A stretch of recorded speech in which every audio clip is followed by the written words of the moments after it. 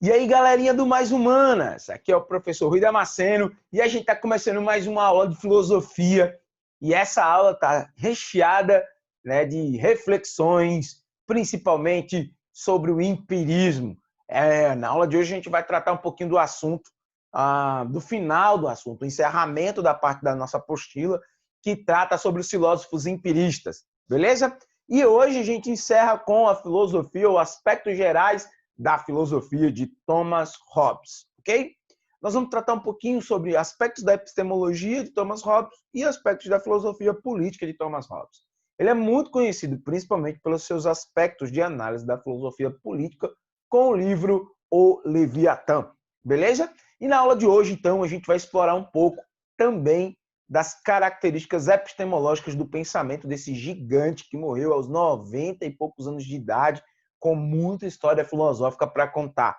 Viveu num período muito interessante, né? O Thomas Hobbes viveu exatamente no período em que Oliver Cromwell estava ali na regência do governo da Inglaterra, né? Como uma espécie de conde, regendo a Inglaterra entre os reinados do primeiro rei Charles, né? Ou do Carlos I, e depois e até a chegada do reinado de Carlos II. E o Oliver Cromwell fez ali o seu período de regência. Thomas Hobbes ficava ali entre idas e vindas entre a Inglaterra, né, e a França, onde a sua capacidade de produtividade foi muito profícua.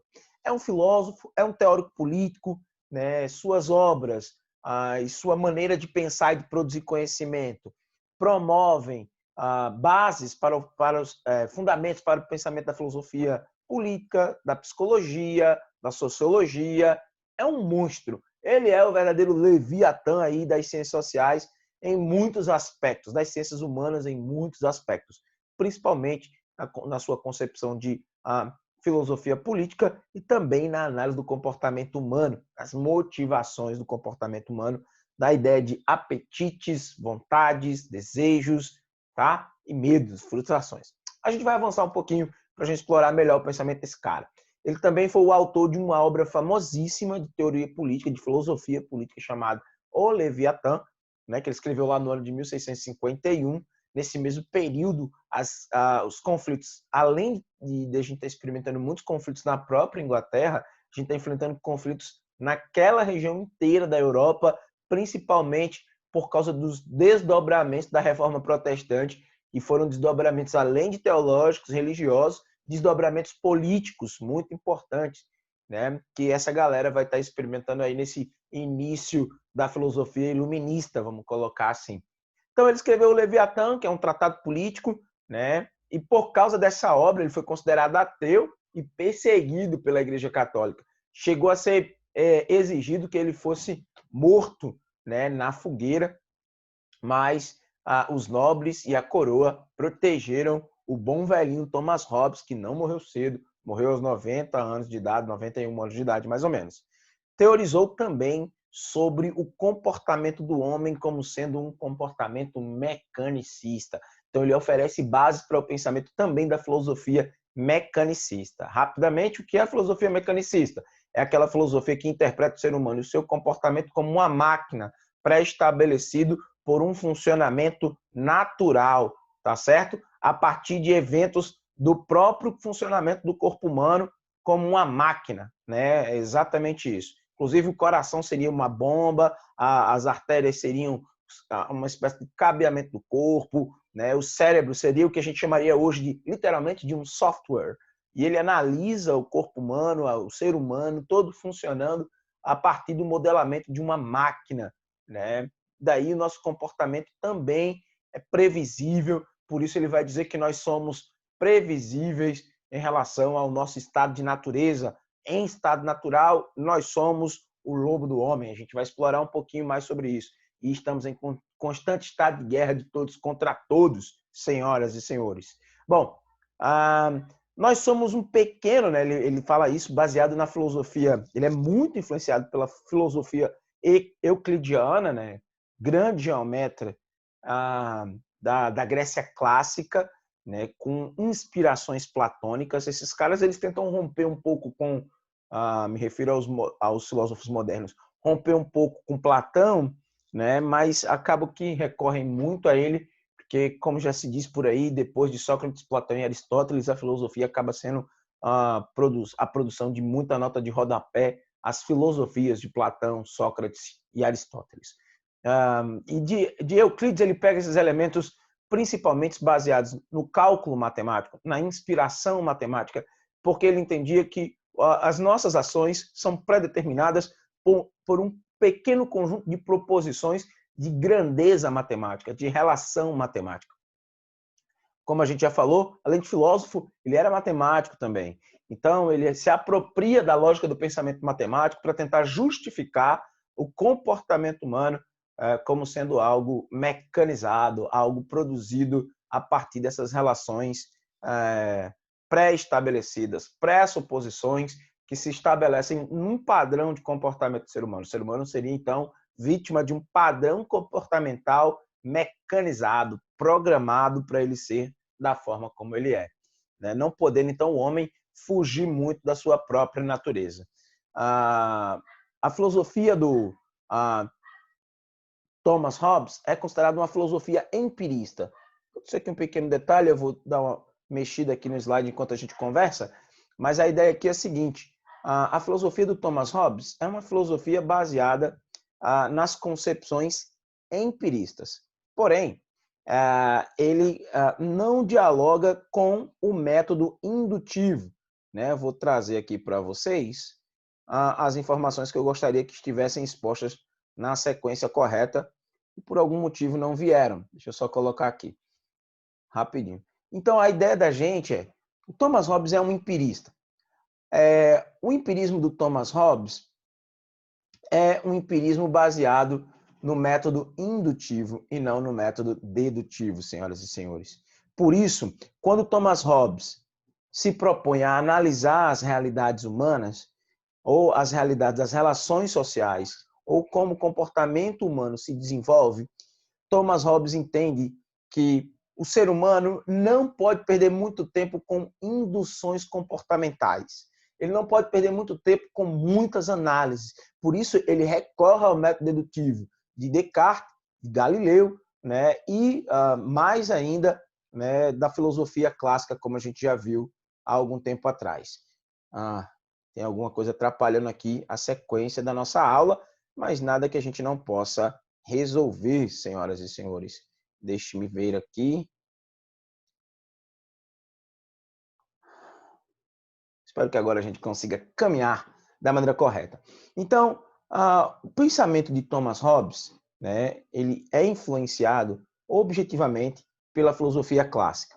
Muitos elementos da filosofia do Thomas Hobbes estão voltados para a análise da realidade. Primeiro, ele entende que nós, como a gente já falou, que a gente é resultado de uma série de proposições pré-estabelecidas e pré-programadas, que é a influência que ele entende oriunda aí do pensamento do Euclides. Uma outra coisa, como ele entende que nós somos programados, mecanicamente programados, ele entende que o nosso corpo está em constante movimento, porque nós somos apenas matéria em movimento. Todo ser humano, inclusive a própria mente do ser humano, ela está atribuída a essa relação mecânica. Como todo o universo é mecânico, o ser humano também seria mecânico. E para Thomas Hobbes não há uma separação entre mente e corpo. Nós somos um aglomerado só desse movimento maquinário ou desse movimento maquinado.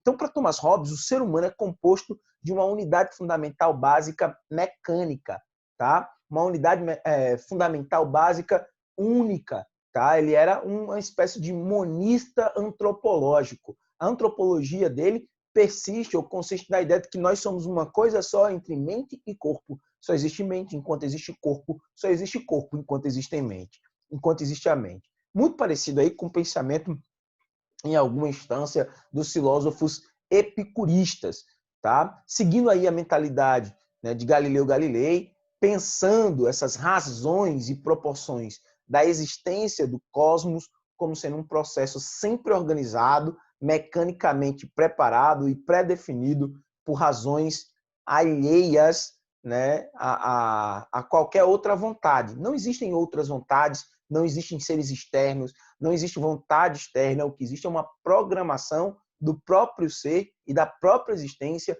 para ser como ele é.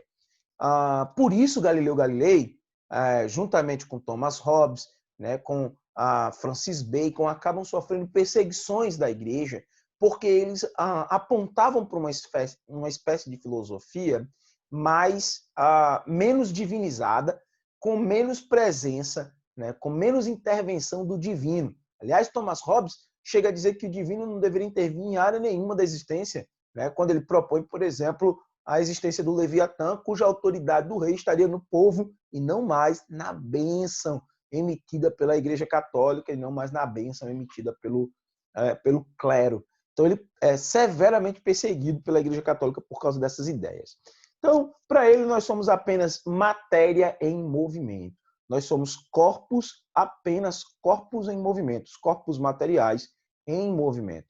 Né? Nós somos movidos sem a presença de forças essenciais. Nós somos movidos sem a ajuda de um espírito além de nós mesmos.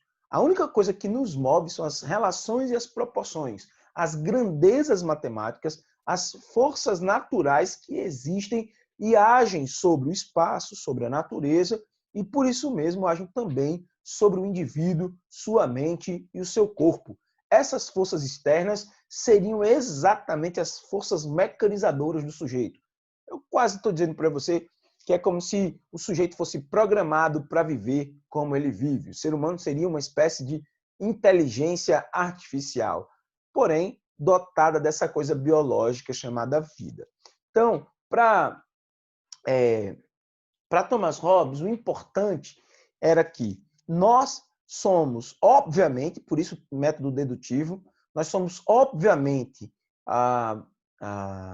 compostos mecânicos, tá?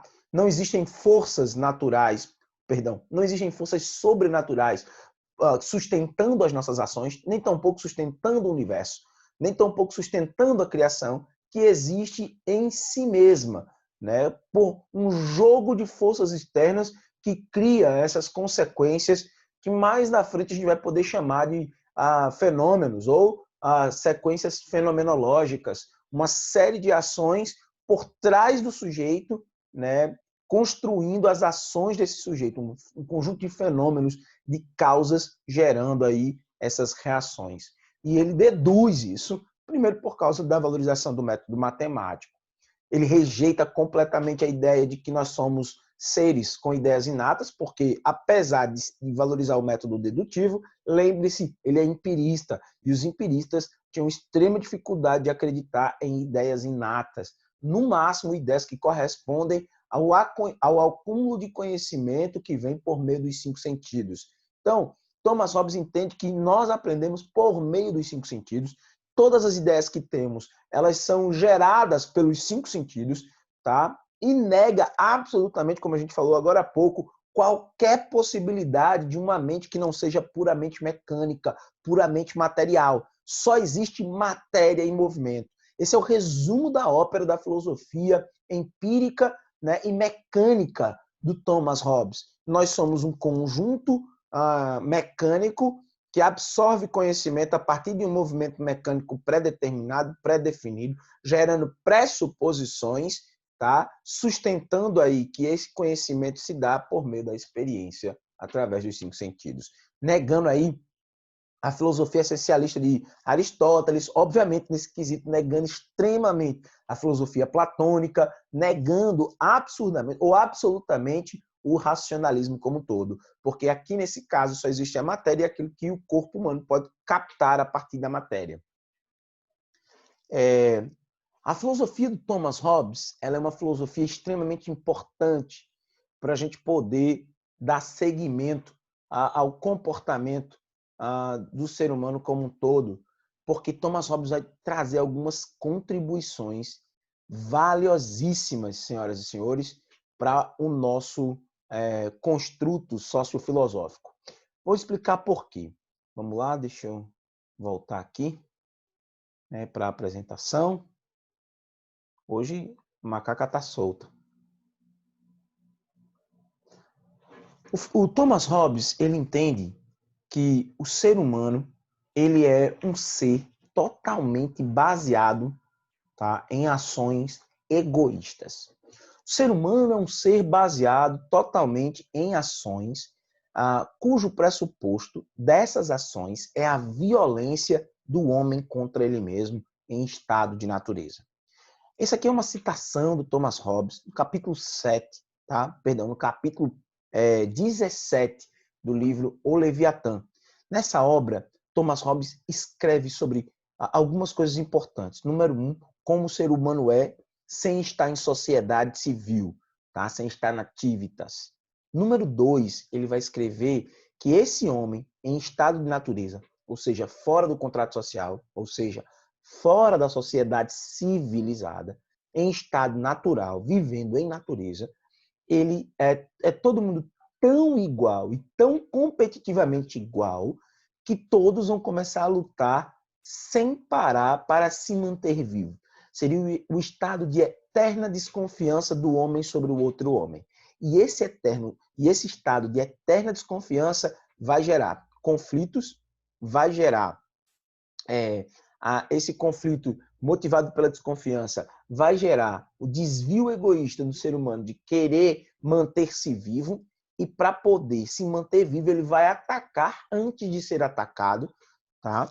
Por isso a ideia de que é um estado de natureza violento, e por isso mesmo não haveria regra nenhuma senão a lei do mais forte, né, para a sobrevivência desses humanos. E aí chega um determinado momento que nós, seres humanos, decidimos assinalar ou sinalizar um contrato social, uma maneira de vivermos juntos, acordada entre nós, na qual o coletivo entrega para uma personalidade, certo? Toda a sua liberdade de poder, toda a sua possibilidade do exercício de poder, realizada por um pacto de cada homem com todos os homens, de modo que é como se cada homem dissesse a cada homem: cedo e transfiro o meu direito de governar-me a mim mesmo, a este homem ou a esta assembleia de homens, com a condição de transferires a ele teu direito, autorizando de maneira semelhante todas as suas ações. Feito isto, a multidão, assim, unida numa só pessoa, se chama Estado, ou civitas. É esta a geração daquele grande Leviatã. Então, o que é o Leviatã? Aquela figura mitológica que aparece no livro de Jó, né, que ninguém sabe ao certo qual é a origem ou qual é a semelhança com aquele mega animal, mas o texto do livro de Jó diz que é como se fosse um animal que na Terra não há tamanha força, não há quem conheça tamanho igual. Ele é soberano em força, poder e medo, né? Isso é uma coisa importante. E aí o Leviatã, então, segundo Hobbes, é a coletividade agregada sob uma mesma égide, sob uma mesma cultura, sob o mesmo pensamento, onde os indivíduos abrem mão do seu poder individual, da sua liberdade individual e optam por se comportarem em um acordo coletivo que Thomas Hobbes vai chamar de contrato social.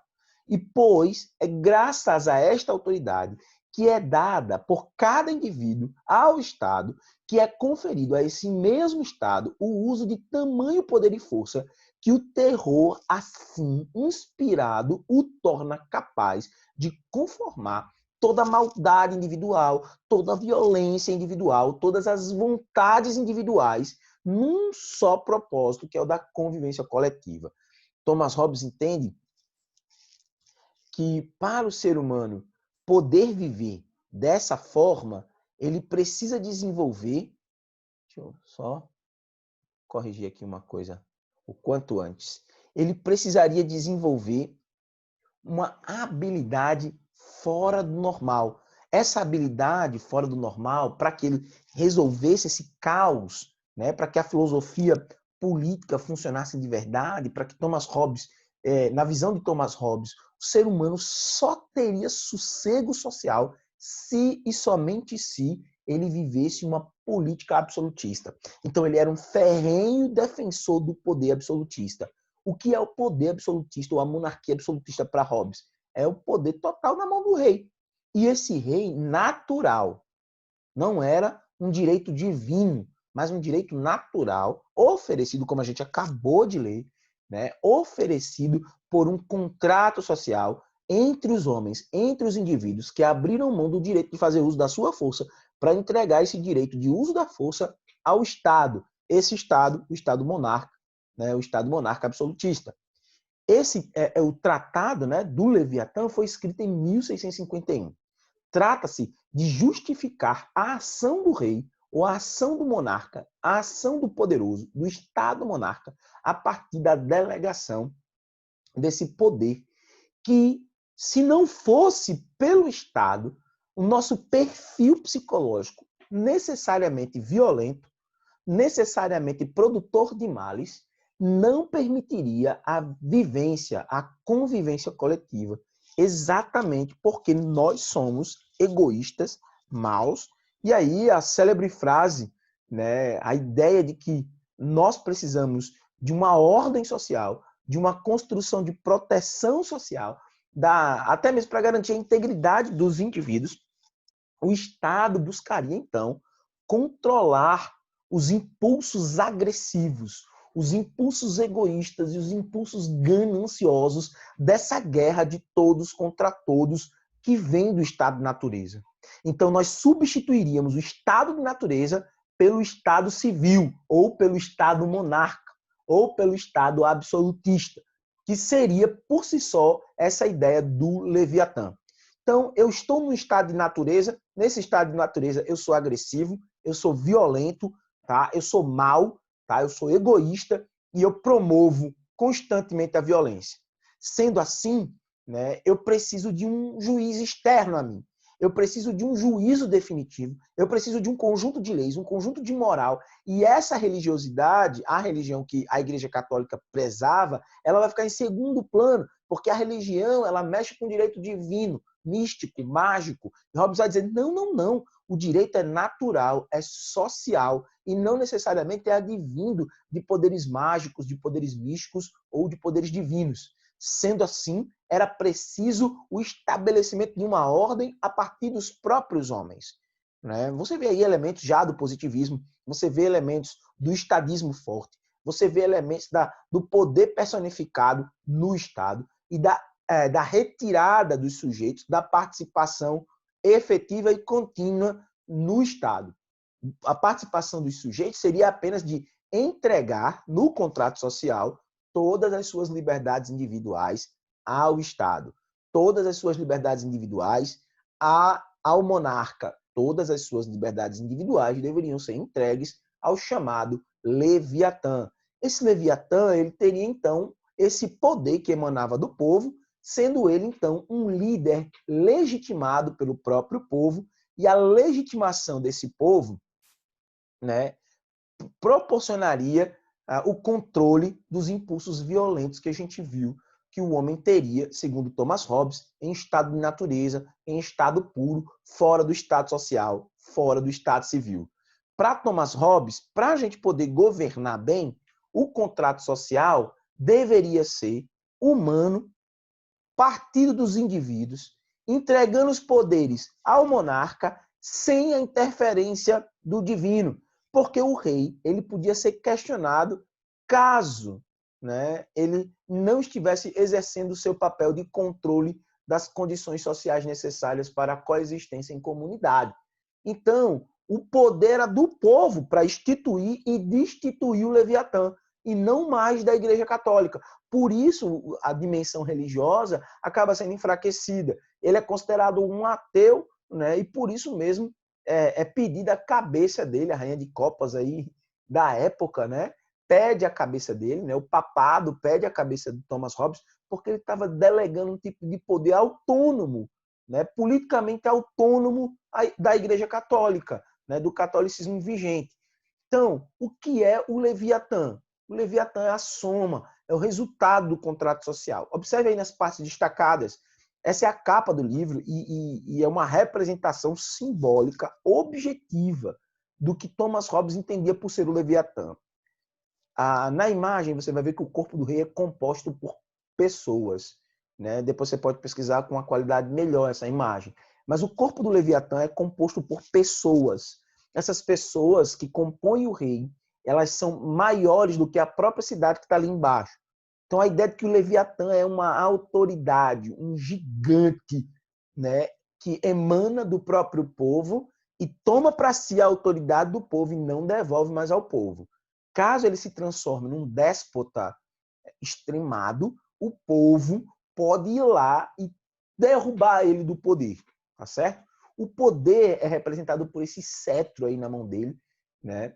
Para que as pessoas entendam que somente ele é capaz de cumprir o contrato social. Só o soberano tem autoridade. A espada é para lembrar que tudo que a gente mais quer é segurança, tudo que a gente mais quer é o direito de se manter inteiro, tá? E de evitar pequenos conflitos. Então, só quem teria direito de fazer o uso da força no Estado soberano, no Estado absolutista, fora do modelo democrático, porque na visão de Hobbes, o modelo democrático enfraquece a civilização, enfraquece a sociedade. No modelo democrático, nós perderíamos a capacidade de nos defender coletivamente até contra inimigos externos, porque nós não conseguiríamos estar alinhados, juntos e falando a mesma linguagem, tá certo? Então, só o Estado, só a monarquia poderia fazer uso da força. Por último, a coroa, que representa que esse monarca, né, é essa pompa, esse poder todo definido, defendido por Thomas Hobbes para manter, para buscar a ordem social, né, em oposição ao conceito de autodefesa do sujeito lutando por si mesmo no estado de guerra de todos contra todos. Então, o contrato social nada mais é do que entregar a habilidade que emana do povo para o Estado. Não é uma questão de virtude, como era em Aristóteles. Em Aristóteles, o bom governante, a boa cidade é aquela pautada na virtude. Para Thomas Hobbes, a boa cidade ou a cidade bem governada é a cidade baseada, sustentada na força do Leviatã, na força do Estado, ou seja, na força do contrato social. Ele era um clássico defensor do absolutismo, do Estado absoluto, tá? Ao contrário, por exemplo, de John Locke, que era defensor já nos primórdios ali do Estado mínimo, do Estado diminuído. Inclusive, no final, no cabo aí desse debate, né, John Locke acaba tendo as suas ideias mais respeitadas do que a de Thomas Hobbes, porque depois, né, da chegada de Carlos II, a Inglaterra passa a ser um parlamentarismo, né? O parlamento passa a dividir poder com o rei, e depois de um tempo, a gente vai ver, a Inglaterra se torna um parlamentarismo, né? Uma monarquia branca, uma monarquia simbólica, com poder de decisão política sendo, de fato, oriundo do parlamento. Tá? Então, o que é, para resumir, o contrato social? Uma transferência de todo o espaço de segurança, ação, responsabilidade e liberdade do povo para o Estado. Então, o povo abre mão das suas liberdades individuais e entrega essas liberdades individuais para o Estado. Essa é a ideia central da filosofia de Thomas Hobbes. Ele vai ficar conhecidíssimo exatamente por estes princípios. Tá? A frase "o homem é o lobo do homem", é o homem que segue em guerra contra todos, é a ideia de que esse homem só pode ser controlado por essa transferência de poder para o Estado. Né? Sendo assim, ele seria controlado dessa força violenta que ele tem e sente. Então, para terminar nossa aula de hoje, lembre-se aí, Thomas Hobbes, o empirista, entendia que tudo é material, tudo é matéria, tudo que o homem aprende é a partir de relações mecânicas que ele absorve a partir dos 5 sentidos. Não existem ideias inatas. Nós somos produtos mecânicos, de uma estrutura mecânica, de uma psicologia mecânica. Tudo é apenas matéria na existência, concordando ali com Galileu Galilei em muitos aspectos. Apesar de tudo isso, apesar de ser um empirista clássico, valorizava o método dedutivo, tá? Ou seja, ele não valorizava a perspectiva dos testes etapistas, de parte por parte, mas ele entendia que a dedução era a exposição de um conhecimento já óbvio, constatado pelos sentidos, dispensando assim a necessidade de retestes para que a gente tenha alguma garantia. O autor da obra, o Leviatã, um dos maiores defensores do absolutismo na Idade Moderna, tá? Conhecido aí como o absolutismo robesiano ou as ideias robesianas. Beleza? Bom, fica aí a dica para você entender um pouco do pensamento político da época.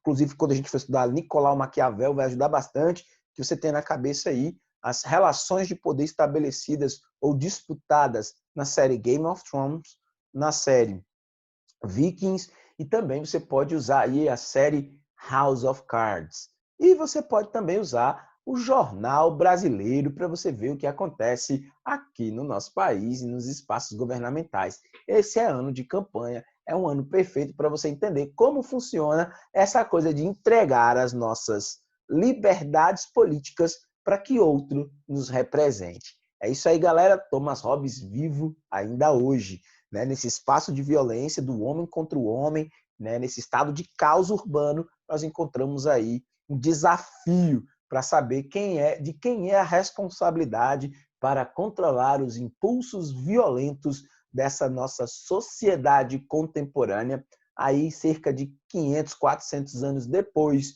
de Thomas Hobbes. Galera do Mais Humanas, um grande abraço, não esquece de revisar e até a próxima. Valeu, galera. Tchau, tchau.